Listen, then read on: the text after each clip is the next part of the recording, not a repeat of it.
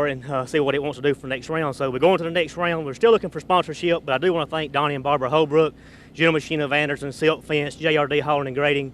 You know, those guys have helped me out to get to these races, and we just need a whole lot more to keep going. Fourth in points and moving up, so we're going to see, and I really appreciate it. Thank you. A decent run, too. We'll find out. He gets a couple more tenths out of that thing and make a run at it against Creasy. Well, Bob Gilbertson, as we heard Julie mention, qualified number 1 again, but he's yet to be able to parlay that into a win. He's had a very quick car, but it seems to be a one-lap car. You're exactly right, Ken, and this car generally runs good on Friday night or Saturday night when it's cool, but in the heat of the day is where it counts because we only race in daytime. Jack Wyatt, right side of your screen, far lane here. Nearest the screen, Bob Gilbertson, your number 1 qualifier.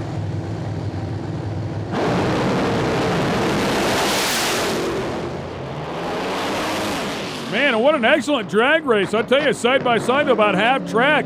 Jack White just a little bit short, and 5:03 will work for Gilbertson. Left the starting line pretty much even, and both cars to probably the 3:30 were even there as well, right there to the 1/8 of a mile. But on the back half of the racetrack, it's all Uridium's XP car of Gilby. All right, Bob, it's all about getting down the racetrack on race day, especially for you guys and your team. Not your quickest pass. A win's a win, and you go into the semis. Yeah, it was nice. I was a little bit gun-shy after that tire. That whole thing broke, but we shook that. And, you know, the Jack Wyatt curse, we broke that finally. And Autolite and Prestone and Competition Products and 10,000 RPM and everybody else, you know. Speed Channel, of course. You guys do a pretty cool job. And, you know, I don't know. We got a lot of people here gunning for you this weekend. You got a lot of family and friends out here today. Oh, I know. We got Kong Jr., you know, my grandkid, and Jake's here, the motocross kid, and they're all giving me a bad time. They're picking on me. You know, I mean, my reaction time. They're like, he's like, come on, Dad, you got to do it. And he's getting me all psyched up. So we'll see what happens next round. Well, we'll find out how he does. He did make it to the semifinals. This is what they look like. Dale Creasy Jr. will take on Andy Kelly. On the other side of the ladder, the semifinal matchup will be Bob Gilbertson and Mike Smith, and Gilby with Lane Joyce. Come on back. We've got more. We're back here at the Noel Gas Motorsports Nitro Jam Series. Something for everybody. Come out here and win a stuffed animal. Take it home with you. Went to an arcade and drag race broke out, bro. Right? Good stuff. Well, back in Edmonton, it was Jeff O'Neill who came out in his first ever Top Fuel race and went to the final. It was a good day. I'm more than excited. You know, like I said before, you know, I'm glad to be part of Bruce Litton's team, and they gave me a good car, and we're gonna go out here and give it a good run. You know, I think Richard, Nicky, and those guys got the car tuned up pretty well, so I got a lot of confidence in them. So go out there and give it our best shot. After 30-plus years, Bobby Lagana Jr. finally brought home a win for his team. In fact, 2 a year ago, one of them being right here. Yeah, in qualifying, this car was on a great pass. Watch this thing, it'll go quiet right about now and run 485. He won it a year ago, though. Yeah, we came here with we got some new parts on the car and had to test them out, and so it's kind of smart to shut it up for the finish line. It would have burned it up the heads up last night, so it's a benefit. And the fans still got a good 4-second run, but we're in another one of those precarious defending event champion situations here, so hopefully we could do a lot better than we did in Grand Bend. For more on Top Fuel, let's switch it over to Julie Atchison. TJ Zizzo and his Top Fuel team are in the hunt for a championship.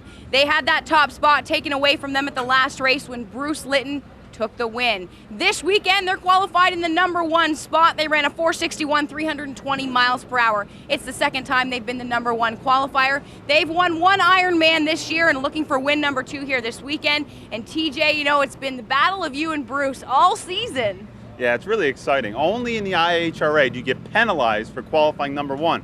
You got to race #5 car. They do that for a reason. They make it interesting for the fans. Well, let me tell you, it makes it interesting for everyone involved. I'll tell you, the whole team, you know, you get up in the morning and, #1 qualifier, that's excellent. Who are we going to run? Oh, Bruce Litton, #5 qualifier? Oh, boy. Bit of a struggle the last couple of races for you.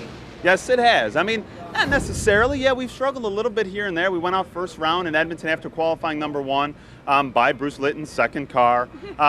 But needless to say, J.R. Todd was a tough customer at Martin, Michigan. We qualified #5 there. He qualified we qualified 6, he qualified 2. And, you know, that was a tough deal for us there going up against J.R. Todd. We had beat him the year before, but needless to say, we went out against J.R. Todd in Martin, Michigan at our last race and lost. But we're here to redeem ourselves. All right, well, redeeming yourselves, that's what you're going to have to do. First round, again, they've got Bruce Litton. Of course, these guys 1 and 2 in points. We'll see which one of them can hold on to the top spot this weekend. Thanks, Julie. Let's go to our performance pick from the pits, and I'm going to go with TJ Zizzo because he's been giving me a hard time. He says I haven't picked him once. Well, I know. I get the same thing from time to time, but I'm going with Scotty Cannon.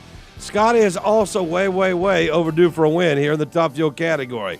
Julie, I'm sure you'll go with the number 1 qualifier. Hey guys, my pick for Top Fuel is the number 1 qualifier. I'm going with TJ Zizzo. He ran a 461 at 320 miles per hour during qualifying. This team struggled a bit in Martin, but they've got it back together here this weekend. My pick for Top Fuel is Scotty Cannon. The man's a multi-time champ, and I believe he's going to go all the way today. 2 and 2, huh, baby? We'll find out how it works out. Pro Nitro, Top Fuel, round 1 action coming at you. I should also say, didn't just pick TJ because he's been razzing me. He certainly has earned that right as well. The car has performed very nicely. Here's a look at the ladder. Yeah, TJ Zizzo, Bruce Litton, the matchup he was just talking about. Bobby Lagana Jr., who ran that 85 here last night qualified, and the car shut off way, way early. You heard him say he was testing some new parts. With a little infusion of money here from the Skullshine folks in Evan Knoll, this car has found itself a little bit better along in the performance department. Mitch King, meanwhile, tuned by Paul Smith, there on the right side of your screen. We saw Mitch earlier unable to answer the call in Nitro Funny Car. So it's going to be King. Far side, Bobby Lagana in the Twilight Zone machine, nearest the camera here.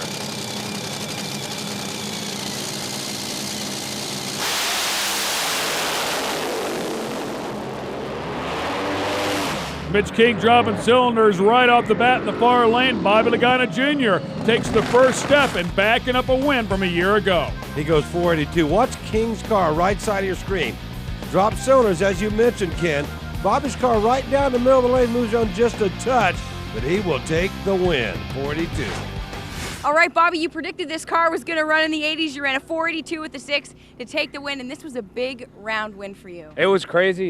We got so many family up here. Steve, my dad. We got Betsy's boyfriend helping us out. My girlfriend Kim's here. Dom, Lagana, my brother. He works so damn hard. That kid, he's an animal. The biggest animal is Mitch King, though. He drives a under dragster. I don't know. Thank God Evan Knoll keeps everybody going. He's a great sponsor, and so many people keep us going. Sambo, we miss you, man. And 482, yeah, I said 82 to 84, so I think we're back, so I'm getting excited. Well, Brian, the next pair doesn't get any bigger than this one. TJ Zizzo, Bruce Litton are going to do battle here.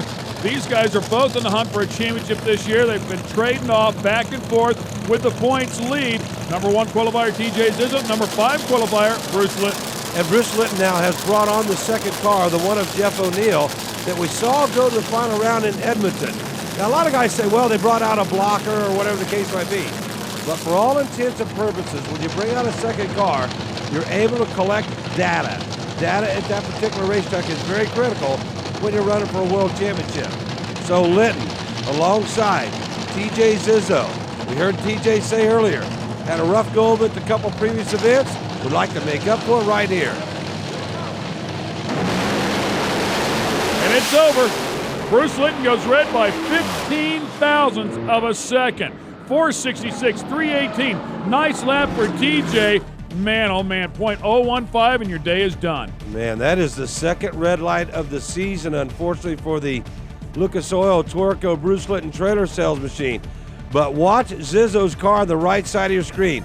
I mean, you talk about a picture-perfect run. Right to the far end of the racetrack and right into round 2. All right, TJ, the battle continues. You and Bruce Litton. Bruce red lights. You take the win, 466. His car's on a string, and that puts you in the points lead. That's awesome. It's awesome for Race News Magazine, Peak Antifreeze, HTP America, Champion Packaging, which has been with us since day one. I appreciate it, guys. Without that, without the support, we just couldn't do this. The team we have is excellent. It's something that we just gelled together over 14 years, believe it or not, and these guys worked the heart out. They really have a lot of heart into this whole deal, so it's really exciting to see that.